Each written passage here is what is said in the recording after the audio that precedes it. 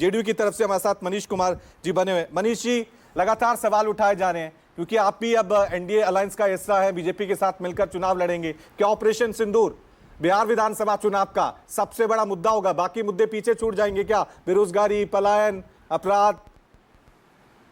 नहीं, देखिए, सबसे पहले मैं बता दूं कि बिहार चुनाव विकास के मुद्दे पर ही लड़ा जाएगा। वो दो मुद्दा है, एक विकास का और दूसरा परिवारवाद का। और जिसने बिहार को बर्बाद किया वो भी एक मुद्दा होगा।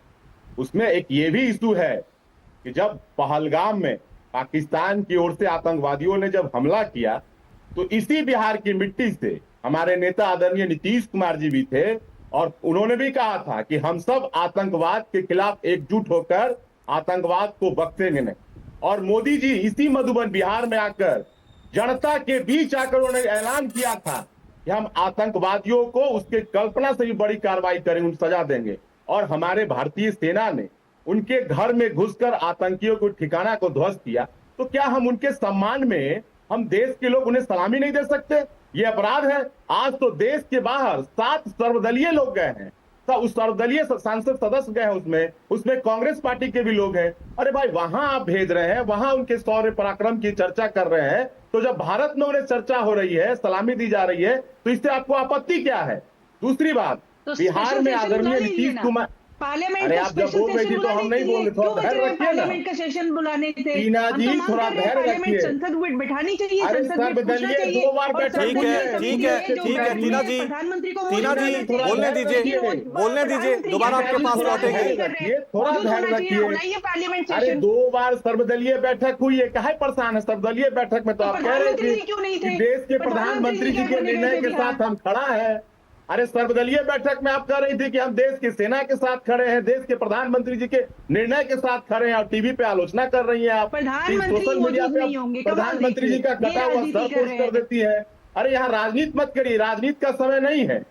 दूसरी बात, बिहार में आदरणीय नीतीश कुमार जी और देश में प्रधानमंत्री जी, ये दोनों के नेतृत्व में बिहार और देश आगे बढ़ रहा है। अभी कांग्रेस के प्रवक्ता कह रही थी कि बिहार में विकास। अरे भैया, आपके राहुल गांधी जी उसी पटना एयरपोर्ट पर लैंड करते हैं और उसी पटना एयरपोर्ट पर नया टर्मिनल बिल्डिंग का उद्घाटन आज करने आ रहे हैं देश के प्रधानमंत्री जी। तो आंख में चश्मा का पावर कम हो गया क्या?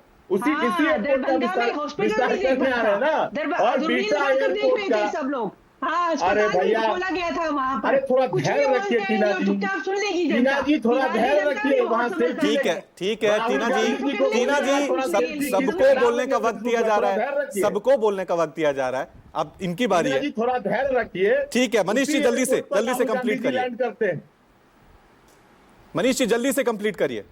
देखिए, आज प्रधानमंत्री जी लगभग 50,000 करोड़ से अधिक योजनाओं को सौगात देने बिहार में आ रहे हैं। तो हमारा एजेंडा निश्चित ही बिहार में विकास का है और विकास के एजेंडे पर हम चुनाव में जाएंगे। विकास बड़ा मुद्दा होगा या ऑपरेशन सिंदूर?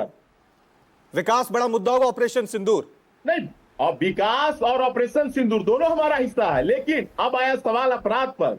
क्योंकि जो हमारे सामने वाले लोग हैं, हमारे पास तो 5 के बाद बिहार में सड़क पर हमने काम किया, बिजली में काम किया, स्वास्थ्य में काम किया, शिक्षा में काम किया, कृषि, हमारे पास तो अनेकों ऐसे एजेंडा है कब बताने के लिए योजना है। और पिछले दिनों पटना की सड़कों पर जो फायरिंग हो रही थी, ज्वेलरी शोरूम में जो लूटपाट हुई थी, मैं आपको बता देना चाहता हूं, बिहार में आदरणीय नीतीश कुमार जी मुखिया है बिहार के।